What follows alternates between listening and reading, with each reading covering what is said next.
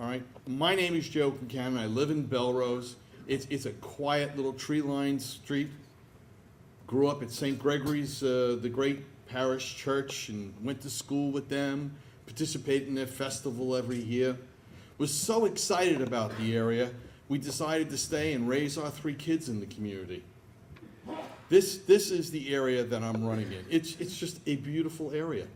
I went to high school, public high school, Martin Van Buren High School, and then I went to St. John's University, and I met this young lady named Teresa, and she said, "What are you going to St. John's for? You can go to Nassau Community College, save half the money. Nobody ever asked you where you got your associate's degree from."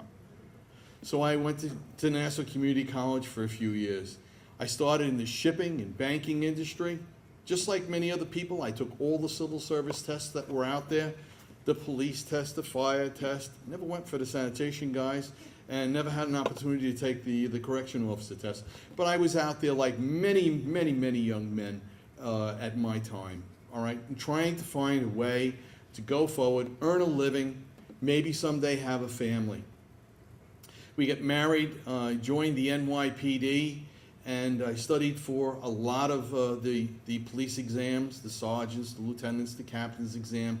At night, I went to school at John Jay College, and of course, John Jay afforded me the opportunity to do a lot of different things, right?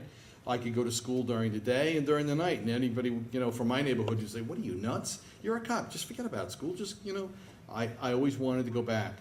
And the reason I went back to school is because an uncle of mine said to me, "Joe, you can earn millions of dollars all over the place, but your education is something that will follow you to the end of your life, and no one will ever be able to take that from you." So I highly value what an education can be for each and every person, not only in this district, but in this city. It's important to me as an individual. It should be important to each of you as well, because we should always want to be able to better ourselves wherever we are in life. Well, I went through all of this, and I had a storied career with NYPD. Absolutely loved it, enjoyed myself.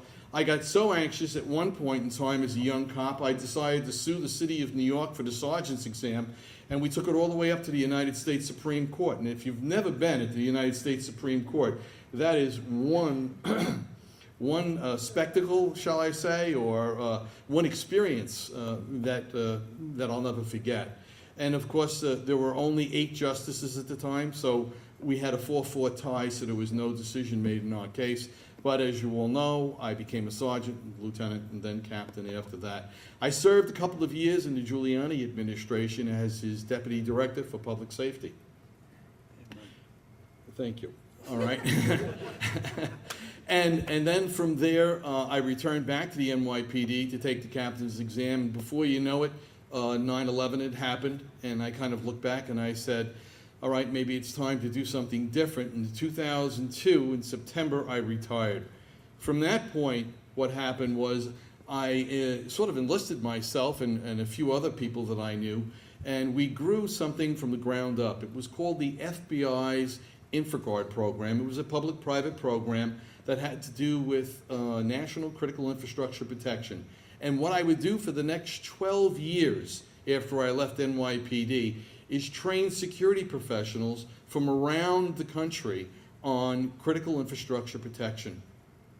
That's what I was doing, and quite frankly, some of the people were saying, Joe was having lemonade. Well, I was kind of keeping busy, and then we started our own private company back in June, and before you know it, I had my treasurer coming up to me and saying, "Hey, Joe, what are we going to do with leftover money from the Senate campaign last year?" And I said, "I don't know, Tom. Let me go around and let me look and see if there are any candidates out there that we might want to support." And that's what we did. We went around and we kind of, supplied some financial support to those candidates that were hurting, but we felt as though we could kind of build people up a little bit. And while I was at those events, I ran into another police executive who's not here tonight. His first name is Roy. All right. And Roy said, "Hey, Joe, do you know anything about the Community Safety Act?" And I said, "Nah, not really, Roy. Not too interested. Building a business, gone with the family, got a grandson now. Lots going on, And then I met him at another one, and he said, "You really got to read about this Community Safety Act. And he said intros 1079 and 1080. And then I started to get into a little bit more. Phil Orenstein asked me to be the MC at a press announcement on the steps of Queensborough Hall. And before you knew it, my head started getting around all of this. And I said, well, what is this police monitor thing in intro 1079 all about? Well, they said there aren't enough monitors for NYPD. And I said, gee, that's funny. I spent the last 25 years there, and I think there was a monitor on every single block I walked a footpost on. There were plenty of monitors on me. Forget the 8 million people coming in and out of the city watching me every day. But, you know, we had the Internal Affairs Division, the ICOs, the borough people, the Quality Assurance Division, and those are just the internal guys. And then I said, hey, aren't there 2 U.S. attorneys in the Southern and Eastern District watching everything that the police department's doing? And I said, don't each one of the 5 district attorney's office have a special unit for the NYPD and all sorts of police misconduct and abuse and things like that? And I said, didn't Commissioner Kelly just sign some special agreement with the Speaker of the Council, Christine Quinn, giving CCRB more impetus and more input as to what was going on in the trial room and in the Department Advocate's office at NYPD? And yep, everybody was kind of shaking their head yes. And I said, so what do we need another monitor for? If we have about 12 to 15 different monitors already looking at NYPD, what is the 15th, 16th, or 17th monitor going to be? And then, of course, I learned about what? I learned about the $3.5 million dedicated to setting up this boondoggle, which is what I'm going to call it. All right, because what happens is certain politicos get to appoint the people who are in these positions. All right, and that's really, I think, part of the emphasis behind a lot of this. All right, $3.5 million of your tax dollars to set up a police monitor so that the special chosen in certain parties can appoint their people into those offices and earn a living. So then what happened was, I said, you know, Roy, 1080, what is 1080 about? You know, back in 2004, Mayor Bloomberg already passed this, and I couldn't really think of it because I was getting pounded by phone calls from my 2 associates in the business. And, you know, he said, hey, Joe, are you coming back? And I said, yeah, just hang on a second, you know. And then Roy would say, well, this is the anti-biased bill. And I said, what? I said, didn't Bloomberg do something about that in 2004? And he said, yeah, they did. And he said, tell me more. I want to know more. And then he did tell me more. And then what I learned from that, and what I've learned going on the stump and talking all over the district right now, is that police officers would never be able to do their jobs the same ever again. And I thought about that, and I said, are you sure? And he said, have you read the bill? And I said, you want to know something? No, I haven't, but now I will. And like most people, you know, when I say I'm generally going to do something, I generally do. And I did. I sat down, I read the bill, I ripped it apart, I asked about, I guess, only 40 different people what their interpretations were, just in case I was missing something. And then what we got down to was, police officers wouldn't be able to put descriptions over the air. Police officers wouldn't start to be able to identify people. Police officers wouldn't be able to do this, wouldn't be able to, all these different things. And I'm saying to myself, gee, you know, what was it like to be a cop back on patrol? Because that's where I spent most of my career, on patrol. And how would I handle that and move forward with that? And I said, this is impossible. I wouldn't be able to talk to the guy in the other sector and tell him, hey, look, there was a male, black, 40 years old in blue jeans walking down the street. We're going on the south side. You take the north and we'll watch him. If he does anything, fine, we'll get him. If he doesn't, we'll look for somebody else. All right, you wouldn't be able to do that. And then, of course, I read the second page of that bill. And that had to do with what? That had to do with a police officer being hauled into court and having to raise an affirmative defense in a court of law. And I said, wow. I said, you know, Roy, this really upsets me. It's terrible. And then he said, well, are you considering running? And I said, well, you know, Roy, as much as I like you and the members of the CEA, there are only 700 people, and, you know, that isn't going to make a whole lot of impact. And he said, well, what would it take you to run? And I said, well, one of the things would be if every police union in the city of New York would stand up behind me and say, Joe, you're our man, please run. All right? Well, that's what happened. 2 days later, I got a call from Roy. He says, it's all done. It's a done deal.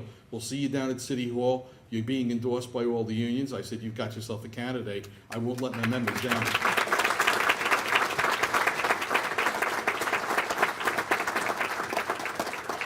I think each and every one of you probably know me from one aspect of life to another, as a Creedmoor civic president, as a father involved in the athletic association up at St. Gregory's, as a police officer and all the other ranks. And even some of you here know me from my InfraGard experience, and I've just got a passion for security. I really do. I always have. I always will. And, you know, it's one of those things, Pat, I get you guys have heard this a million times, right? You're a cop until you die, right? All right, hard kind of thing to pass up.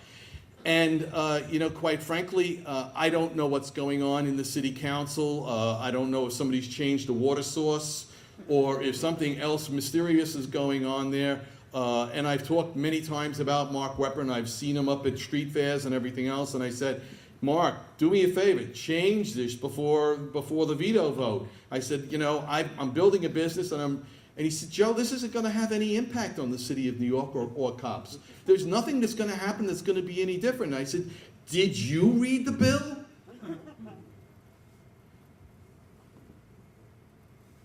That's Mark Wepper. That's what's going on here in the city of New York. Now, whether he did it because he's trying to curry favor to become the Speaker of the City Council, or he did it because this is what he really believes in, I'm not sure. Because if you ask these gentlemen, they all heard from him. And he said that he wasn't going to vote for this bill. He told each and every one of them he wasn't going to vote for the bill. Yet he turned around a month later, and that's exactly and precisely what he did. And then he told me at a street fair at the end of August, it's not going to have any impact on police officers. And I said, you know, to myself, I'm saying, you know, you could tell that to anybody else at the street fair, but don't tell another cop that. I said, I know exactly what's going to happen here, and this is going to cripple the city of New York. For the people who follow me on LinkedIn, I did a little something on LinkedIn for about 8 to 15 days, and it's called Do You Remember? Do you remember the time when you had to put a floodlight behind the back of your house just to make sure there wasn't anybody walking around the back? Ladies, do you remember the time when they told you to dress down when you're on a subway? All right, and to tone down the jewelry a bit? Do you remember those days? Do you remember the days when we had a potted plant, which was called an abandoned auto at the corner of your block? Do you remember all of those things that were going on? I asked a group of police officers, do you remember the Son of Sam days, where every single police officer and detective worked morning, noon, and night to get this guy who was basically shooting people and killing people on lovers' lanes all throughout the city? Do you remember that? All right, and then I said to myself, do you, the voters of District 23, remember what it was like when we had 700,000 reported crimes every single year? Do you realize what the work and the burden that has been put on the members of the New York City Police Department? Do you remember the burden that has been put on the FDNY for the fires and the risk that they have taken over these years? It's changed. Life has changed. Everyone has become comfortable. Everyone is sitting back saying, who cares? I'm gonna be in my backyard. I'm gonna have a lemonade. All right? I'm gonna relax. All right? It's up to each and every one of us. Each and every one of us to re-educate and re-inform every single person who lives in this district. I need your help. I hope that each and every one will join with me on this journey to the city council. I don't relish sitting with these other people in the city council. Not for 1 minute do I relish sitting with them, but I know there are a few good people down there. There are a few. I think there's about 4, maybe 6, all right, that I would really consider somewhat okay. The rest of them I'm not too sure about, to be honest with you. I'm really not too sure about them. And I told this to the people when I was running. You know, I really wasn't interested in running for the city council because I knew what a den of emptiness that was. But here I am. Today I'm running, and I'm on this journey. And I'm doing it with the support of the people who I really love and quite frankly am honored to get their endorsement for each of the people in law enforcement. And for you people in the community, there's one thing I want to leave you with tonight. There are many people who seek public office, and when they get in there, one of the people here had mentioned it earlier. They kind of forget things. And there's a certain arrogance in the air. And that arrogance is they think they own the office. They think they run your lives. This office for City Council in the 23rd District does not belong to Mark Weprin, not for 1 minute. This seat belongs to each of you, and it's up to each of you to take it back. All right? I hope you'll join me. Thank you for coming tonight. And thank you much for each of our honorees and all the work that you do and that you will continue to do to keep this safe, this city, the safest big city here in the United States. Thanks, everybody.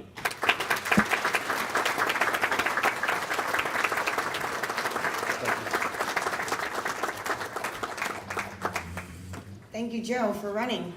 And thank you all once again for being here tonight.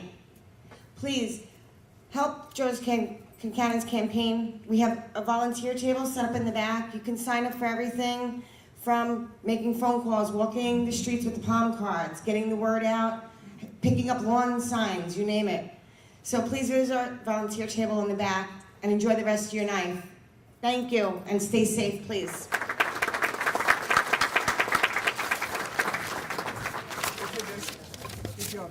Mike, again? Thank you again. All right, be safe. I know you know what the board on. Yeah, go ahead.